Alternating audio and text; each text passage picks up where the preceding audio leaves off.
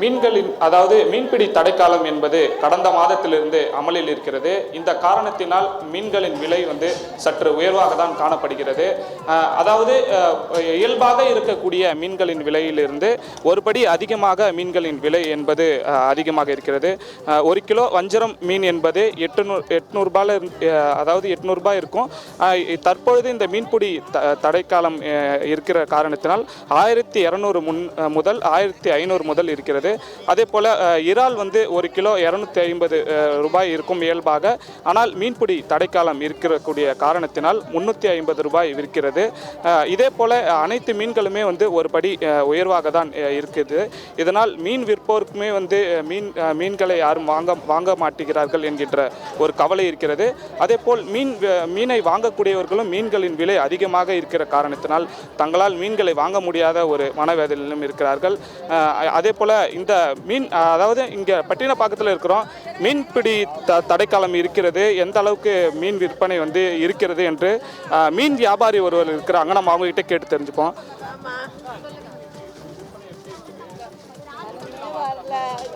மீனெல்லாம் விலையா இருக்குதுப்பா. எந்த ஜனங்க அவ்வளவா வர மாட்டேதுங்க. இப்போ சாப்பிட மாட்டேன். மீன் விலையால வரலையா இல்லை வேற எதனால வரலையா தெரியலப்பா. வர மாட்டுதுங்க. கொஞ்சம் வாங்கிட்டு வரோம், விற்கவே மாட்டுதுப்பா இப்போ ஃபர்ஸ்ட் போல. மீன்பிடி தடைக்காலம் இருக்குது இங்கே. இப்போ தற்பொழுது உங்களுக்கு எங்கேருந்துலாம் மீன் வருது? இப்போ நாங்கள் பெரும்பாலும் காசிமேட்டுக்கு தான் நாங்கள் போவோம். காசிமேட்டு வரணும். இப்போ போட்டு போகிறது இல்லை.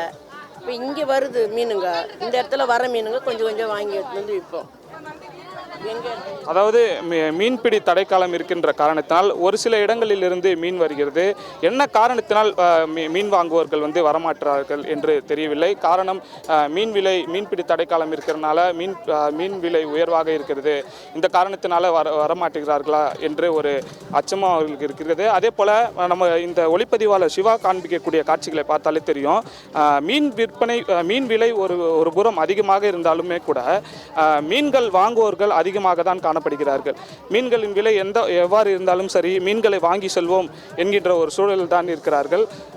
அந்த வகையில் பட்டினப்பாக்கத்திலிருந்து பார்க்கும்போதே தெரிகிறது எந்த அளவுக்கு ஒரு கூட்டம் இருக்கிறது. மீன்களின் விலை என்னவாக இருந்தாலும் ஒருபுறம் வாங்கலாம் என்ற மனநிலையோடு தான் இன்றைக்கு ஞாயிற்றுக்கிழமை மீன் வாங்க அனைவருமே வந்துட்டு இருக்கிறாங்க. மக்கள் அதாவது இங்கே வரக்கூடியவர்களின் எண்ணங்கள் என்னவாக இருக்கிறது என்றால் மீன்பிடி தடைக்காலம் எப்பொழுது இயல்பு நிலைக்கு திரும்பும், மீன்களின் விலை எப்போது இயல்பு நிலைக்கு திரும்பும் என்கின்ற ஒரு மனநிலையில் தான் இருக்கிறாங்க. மீன்களின் விலை குறைந்தால்தான் அனைவராலும் வாங்கி உண்ண முடியும் என்கின்ற மனநிலையில் தான் மீன் வாங்குவோர்களின் எண்ணமாக இருக்கிறது. ராஜேஸ்வரி.